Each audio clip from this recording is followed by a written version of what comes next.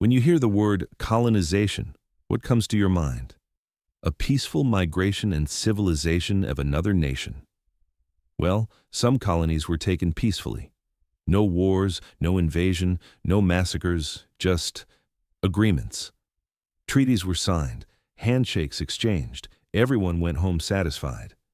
At least, that's what the textbooks say. But here's what they don't tell you.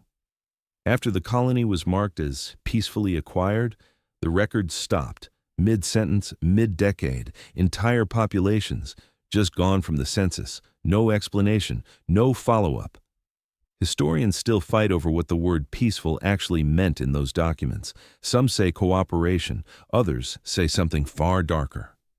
By the end of this video, that word, peaceful, will never sound the same to you again.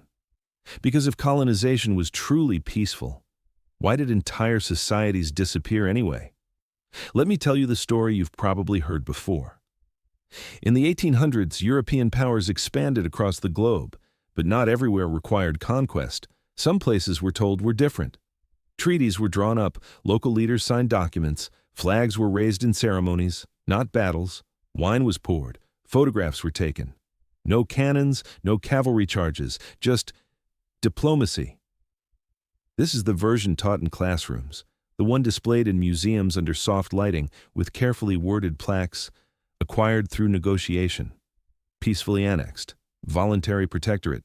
And honestly, it makes sense that we'd prefer this version. It's cleaner. More civilized, it lets us imagine colonizers as invited guests, advisors even, not invaders. The colonizers themselves certainly preferred it. Their letters home describe willing natives and mutual benefit. Their official reports are filled with words like cooperation and agreement. And this story survived for generations. Not because it was true, but because it was convenient. Convenient for the colonizers, who could sleep easier. Convenient for their descendants who didn't inherit guilt. Convenient for textbook publishers who didn't want controversy. Myths don't survive because they're accurate. They survive because questioning them makes people uncomfortable. And here's the thing about those treaties, those peaceful official documents. The ink dried quickly. But what followed took decades to unfold. Because here's a question nobody seemed to ask. What if peaceful didn't mean harmless, but simply quiet? Let's look at the evidence, the actual documents. Because if these acquisitions were truly peaceful and fair, the paperwork should prove it, right? Here's what we actually find. Treaty after treaty, written entirely in English or French or Dutch, languages the signing chiefs had never seen written down before. Legal terminology borrowed from European courts, concepts like sovereignty, cession, and perpetuity, words that didn't even exist in many local languages.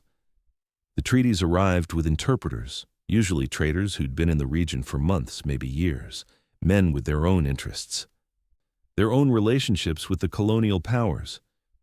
And the ceremonies themselves, they followed European protocol, wax seals, witness signatures, legal formalities that meant everything in a London courtroom, but resembled nothing in local traditions of agreement. See, in many of these societies, agreements weren't permanent. They were relationships, living arrangements that could be renegotiated, dissolved, or modified as circumstances changed. But European law didn't work that way. A signature was forever. And here's where it gets darker. Because consent can be engineered. You don't need a gun to your head if you don't understand what you're signing. You don't need threats if you believe you're agreeing to something completely different than what the document actually says. Take Chief Makaya of the Cook Islands, 1888. British officials arrive with documents. Through an interpreter, they explain, "This is a protectorate agreement. Britain will protect the islands from other European powers. Trade will continue. Local governance remains." Makaya asks questions. The interpreter answers. Everything sounds reasonable, beneficial even. So he signs. He believed he was agreeing to trade access, a partnership, protection from foreign threats while maintaining his authority. He didn't realize he was surrendering sovereignty. The British interpretation of that same document, complete annexation, final, permanent, absolute. And by the time that difference became clear, one signature, one afternoon, one conversation through a translator with unclear loyalties. What happens when that single moment quietly rewrites an entire future? Here's what we get wrong about violence. We think it has to be loud, explosive, visible. Guns, soldiers, battlefields. But colonization didn't always begin that way. Sometimes it started with a piece of paper, a new regulation, a policy change announced in a distant capital that most people would never see. No shots fired, no blood in the streets, just adjustments. A tax system appears. Suddenly, communities that never used currency are required to pay in coins they don't have for land they've lived on for generations. Borders get drawn. Rivers that were shared fishing grounds become property lines. Seasonal migration routes, followed for centuries, now cross international boundaries that require permits. Courts are established, but they operate in foreign languages, follow foreign precedents.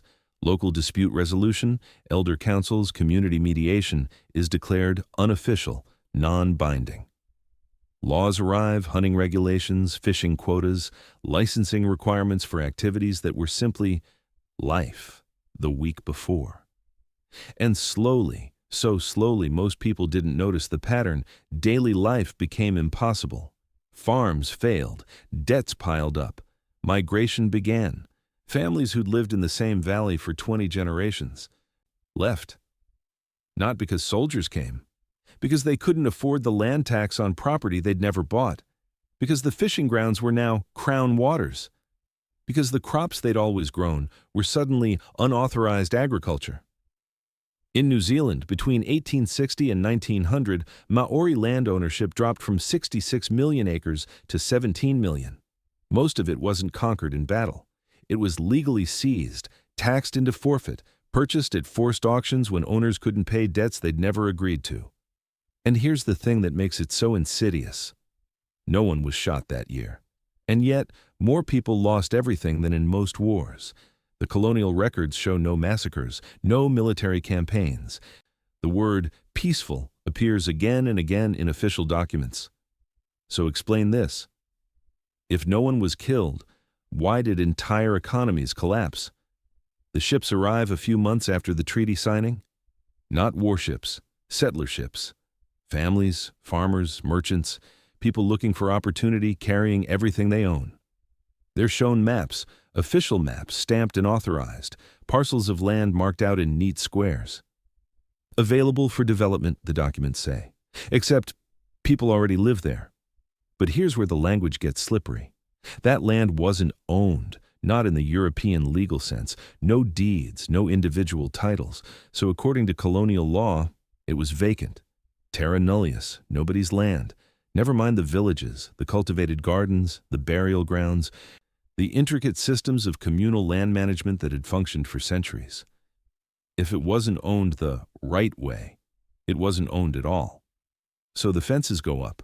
Wooden posts, barbed wire, stone walls. Land that had been shared, hunting grounds, gathering areas, sacred sites, becomes private property, literally overnight. And suddenly, the people who'd lived there for generations are trespassing.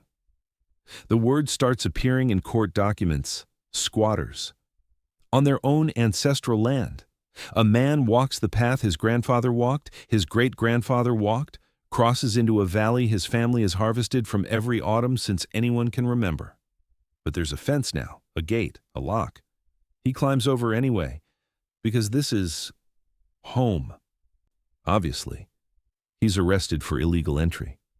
This pattern repeats, territory after territory. In Fiji, settlers arrive within months of the deed of cession. Within a decade, over 100,000 acres are in European hands. In parts of East Africa, entire communities wake up to find their grazing lands enclosed, marked, claimed. No battles, no announcements, just new boundaries that everyone's expected to respect. And here's the truly insidious part. Displacement doesn't require force if the system does the pushing. You don't need soldiers when you have property law. You don't need violence when you have courts that only recognize one type of land ownership. You don't need guns when you have bureaucracy. And for a while, people try to adapt. They petition, they negotiate. They attempt to work within the new system, playing by rules they never agreed to. But adaptation has limits, because eventually someone realizes the system isn't broken, it's working exactly as designed. And that's when things change. Quiet conversations happen in villages, at night, away from colonial ears. Alliances form. Plans are whispered. They had one choice left: resist or adapt.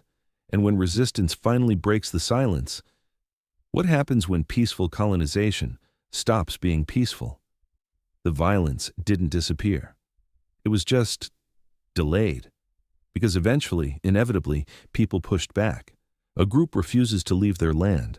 Another tears down the fences that appeared overnight. Somewhere else, tax collectors are turned away, forcibly. Small acts. Local acts. Acts of survival. But here's how the colonial records describe it: rebellion, not resistance, not defense, not people protecting what was theirs. Rebellion against lawful authority. And rebellion, of course, requires a response. Suddenly, the troops arrive, the ones that weren't needed during the peaceful acquisition. Colonial militias, police forces, armed expeditions. Because now, violence is justified. You're not invading, you're restoring order. You're not conquering, you're suppressing criminality. You're not the aggressor, you're the victim defending your legal property. In Fiji, after the peaceful deed of cession, the first armed conflict breaks out within months. The Kakobau government, now backed by British forces, crushes resistance in the highlands. Official casualties, minimal. Entire villages burned. In parts of Africa, pacification campaigns follow treaties by mere years, sometimes months. The word pacification itself is chilling. It implies the region was already yours. You're just calming it down. And here's what makes this so perfectly designed. The colonizers never broke the peace. They didn't have to. The system broke it. The impossible taxes broke it. The seizures broke it. The fences, the courts, the laws that criminalized existence, those broke it. And when people finally, desperately fought back, they became the aggressors. There's a British military report from Kenya, 1890s, describing operations against communities who refused to accept colonial land boundaries. It opens with a single line: resistance was brief but necessary to suppress. Necessary. Because by the time the first shots were fired, the outcome was already decided. The treaties had been signed, the laws were in place, the settlers had arrived, the courts recognized only one form of authority. The violence was just paperwork catching up to reality. And yet, when you look up these regions in history books, the ones acquired through treaties, through agreements, through diplomatic negotiation, they're still listed under the same category: peaceful colonization. So tell me, why does history still call this period peaceful, when the silence was just the space between signing the papers and sending in the troops? Here's the thing about history. It's not written during the event. It's written after. After the borders are drawn, after the courts are established, after control is secured. And it's written by whoever won. So let's talk about how these histories were actually created. Colonial archives, the ones researchers still use today, were built systematically, methodically. They contain treaties, official correspondence, governor reports, legal proceedings. Beautifully organized, cross-referenced, preserved. You know what they don't contain? The voices of the people on the other side of those treaties. No records of what the interpreters actually said versus what the documents claimed. No accounting of communities displaced by legal seizures. No census of families destroyed by tax systems they never agreed to. Those stories weren't written down. Or if they were, they weren't preserved. So when historians centuries later try to understand what happened, they find treaties, signed and dated, laws, properly enacted, court records, all procedurally correct. And they conclude this appears to have been peaceful. But here's what's brilliant, in the most sinister way. Silence becomes evidence. The absence of documented massacres is presented as proof of consent. The lack of recorded battles means everyone must have agreed. No chaos in the archives, must have been orderly. Never mind that the people who might have documented the chaos didn't control the archives. There's a report from a British colonial office official, 1897, commenting on acquisitions in the Pacific. The transitions have been remarkably smooth. Local populations have adapted with minimal disruption to colonial governance. Adapted. Minimal disruption. Those are the words that made it into the permanent record. What didn't make it, the petition signed by 300 chiefs that same year, requesting the return of seized lands, describing families starving because traditional fishing grounds were now off limits. That document existed. It just wasn't filed with the official history. And suddenly, you start to see it. The pattern. Peaceful colonization isn't a description of what happened. It's a branding strategy. A way to frame theft as a transaction, displacement as migration, systemic destruction as administrative adjustment. And it worked. Because the people writing the history were the same people who needed the story to sound civilized. The absence of chaos was presented as proof of consent. The silence of the colonized was recorded as acceptance. And generations later, students read those records and think, well, I guess some colonies really were different. But once you see how the trick works, you start wondering, how many treaties were signed by people who didn't understand them? How many agreements were made under pressure that isn't mentioned in the documents? How many resistances were erased from the record? Because the people doing the recording had a vested interest in peace. And the most disturbing question of all, if this was intentional, if peaceful colonization was always meant to be the story, regardless of reality, how many times has it happened? How many places, how many people, how many erased histories are still filed under peaceful? Once you know what to look for, you see it everywhere. Different continents, different decades, different colonial powers. Same story. An island chain in the Pacific, a treaty signed. Within 5 years, land ownership collapses. A coastal region in Africa, protectorate agreement. Within a decade, traditional governance is reorganized out of existence. A territory in Southeast Asia, trade partnerships formalized. 10 years later, ancestral lands are crown property. Different places, same language. Voluntary, negotiated, mutually beneficial. Same tactics. Treaties in foreign languages, courts that only recognize European law, tax systems that make traditional life impossible. Same outcomes. Displacement, dispossession, resistance reframed as rebellion, violence deployed after the paperwork creates the conditions for it. And then, crucially, the same historical record. Peacefully acquired. The precision is what's chilling. Because this wasn't accidental. It wasn't colonizers in one region stumbling onto a strategy that happened to work. This was replicable. Manuals were written, administrators were trained. Successful methods in one colony were documented and exported to the next. How to secure territory without military expense. Legal frameworks for resource acquisition. Managing native populations through administrative pressure. These weren't secrets. They were best practices. And the language stays consistent across decades, across empires. A British report from the 1880s describes local populations as adapting well to new governance structures. A French document from the 1890s notes minimal resistance to administrative integration. A Belgian record from the early 1900s observes peaceful transitions of land management. Different authors, different colonies. Same phrases, because they were all reading from the same playbook. And here's what that means. Every time you see peaceful colonization in a history book, you're not looking at an exception. You're looking at a refined system, a method that was tested, perfected, and repeated, a way to take everything. And the most devastating part? It worked. Not just in securing territory, but in securing the story. Because here we are, centuries later. And most people still believe some colonies were just different, more cooperative, more willing, more peaceful.